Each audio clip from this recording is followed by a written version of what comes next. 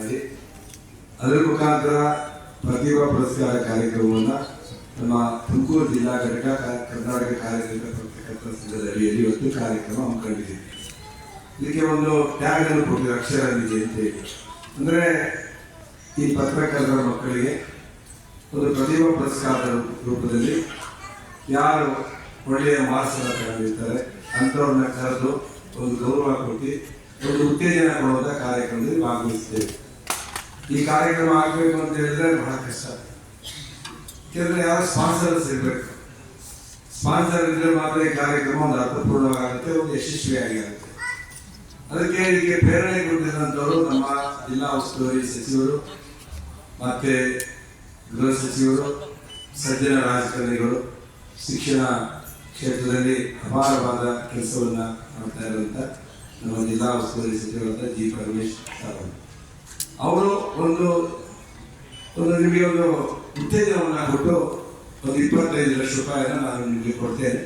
ನೀವು ಅದನ್ನು ಸದುಪಯೋಗ ಮಾಡಿಕೊಂಡು ಅದನ್ನು ನಿಮ್ಮ ಮಕ್ಕಳಿಗೆ ಶಿಕ್ಷಣ, ಯಾರು ಕಷ್ಟದಲ್ಲಿರ್ತಾರೆ ಅಂತ ಪತ್ರಕರ್ತರ ಮಕ್ಕಳಿಗೆ ಉನ್ನತ ಶಿಕ್ಷಣ ಇರ್ಬೋದು, ಮೆರಿಟ್ ಇರ್ಬೋದು, ನೀವು ಯಾವ ರೀತಿ ಬೇಕಾದ್ರೂ ಉಪಯೋಗಿಸ್ಕೊಳ್ಳಿ ಅಂತ ಕೊಟ್ಟಿದ್ದಾರೆ. ಅದನ್ನು ಕರೆಕ್ಟಾಗಿ ಸದುಪಯೋಗ ಮಾಡ್ಕೊಳ್ಬೇಕು ಅಂತೇಳಿ ನನ್ನ ಒಂದು ಅಪೇಕ್ಷೆ ಕೂಡ. ಯಾಕೆಂದರೆ ಇದು ಬಹಳ ಸೂಕ್ಷ್ಮವಾದ ವಿಷಯ. ಡಾಕ್ಟರ್ ಪರಮೇಶ್ವರ್ ಹಣ ಕೊಟ್ಟಿದ್ದಾರೆ. ನೀವು ಪತ್ರಕರ್ತರು 4ನೇ ಅಂಗ, ನಮ್ಮಲ್ಲಿ ಕಾರ್ಯಾಂಗ, ನ್ಯಾಯಾಂಗ, ಶಾಸಕಾಂಗ ಆದಮೇಲೆ ಇದು ಪತ್ರಿಕಾ ರಂಗ. ಅಂದರೆ ಇದು ರಾಜಕಾರಣಿಗಳ ಮತ್ತೆ ಪತ್ರಕರ್ತರ ಮಧ್ಯೆ ಸಂಬಂಧಗಳು ಹೇಗಿರ್ತಾವಪ್ಪ ಅಂತ ಹೇಳಿದ್ರೆ, ನಮ್ಮ ಮಿಸ್ಡೀಡ್ಸ್ಗಳನ್ನು ಎತ್ತಿ ಹಿಡಿಯುವಂಥ ಒಂದು ಕೆಲಸವನ್ನ ನೀವು ನಿರಂತರವಾಗಿ ಪ್ರಜಾಪ್ರಭುತ್ವ ವ್ಯವಸ್ಥೆಯಲ್ಲಿ ಮಾಡ್ತಿರ್ತೀರ.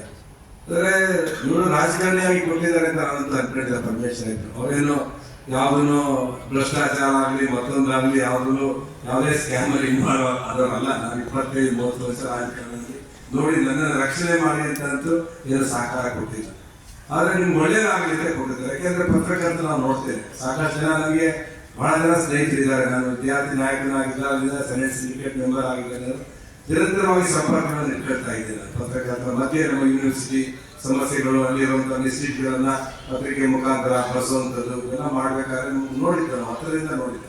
ಬಹಳ ಕಷ್ಟದ ಜೀವನ. ಅಂದರೆ ಮತ್ತೆ ಜೊತೆಗೆ ಯಾವಾಗಲೂ ಕೂಡ ಬಯಸುವಂಥ ಕೆಲಸ. ಯಾವಾಗ ಒಳ್ಳೆ ರಾಜಕಾರಣಿಗಳು ಹೇಳಿದ ತಕ್ಷಣ ಅವನನ್ನು ವಿರೋಧವನ್ನು ಕಟ್ಕೊಳ್ಳುವಂಥ ಸಂದರ್ಭ.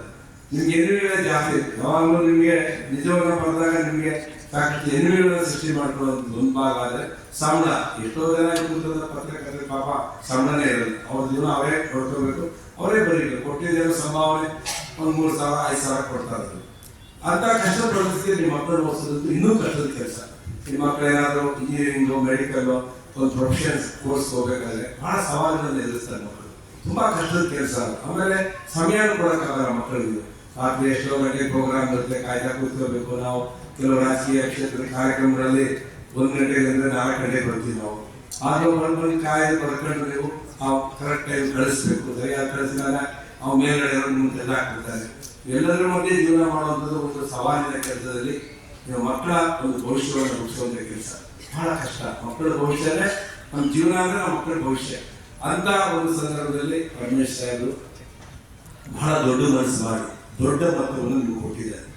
ಅದಕ್ಕೆ ನಾನು ಅದನ್ನು ಸರಿಯಾದ ರೀತಿಯಲ್ಲಿ ಸದುಪಯೋಗ ಮಾಡ್ಕೊಂಡ್ರೆ ಅವರೇನು ಕೊಡೋದಕ್ಕೆ ಚಿಂತೆ ಮಾಡೋದು ಒಳ್ಳೆಯ ಕೆಲಸಕ್ಕೆ ಅದನ್ನ ಸದುಪಯೋಗ ಮಾಡಿಸ್ಕೋಬೇಕು ಅನ್ನೋದು ನನ್ನ ಅಪೇಕ್ಷೆ ಕೂಡ, ಎಲ್ಲರೂ ಅಪೇಕ್ಷೆ ಕೂಡ.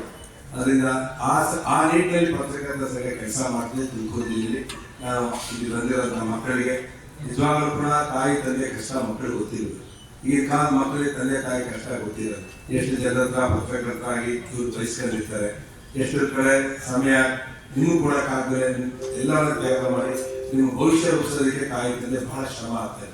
ಅವ್ರ ಶ್ರಮ ಸಾರ್ಥಕ ಆಗಬೇಕು ಅಂದರೆ ನಿಮ್ಗೆ ಕಷ್ಟ ಗೊತ್ತಿರಬೇಕು. ತಾಯಿ ತಂದೆಗಳ ಕಷ್ಟವನ್ನು ಅರ್ಥ ಮಾಡಿ ದೊಡ್ಡವರು ಆದಮೇಲೆ ಅವರ ಈ ವಯಸ್ಸಿನಲ್ಲಿ ನೀವು ಅವರು ಗೌರವ ಕೊಟ್ಟು ಅವರಿಗೆ ಸರಿಯಾದ ರೀತಿಯಲ್ಲಿ ನಡೆಸಿದ್ರೆ ಮಾತ್ರ ಸಾರ್ಥಕ ಜೀವನ ಆಗುತ್ತೆ. ಅದರಿಂದ ಎಲ್ಲ ವಿದ್ಯಾರ್ಥಿಗಳಿಗೆ ಬಂದಿರುವಂಥ ವಿದ್ಯಾರ್ಥಿಗಳಿಗೆ ನಿಮ್ಮ ಭವಿಷ್ಯವನ್ನು ರೂಪಿಸಿರುವಂಥ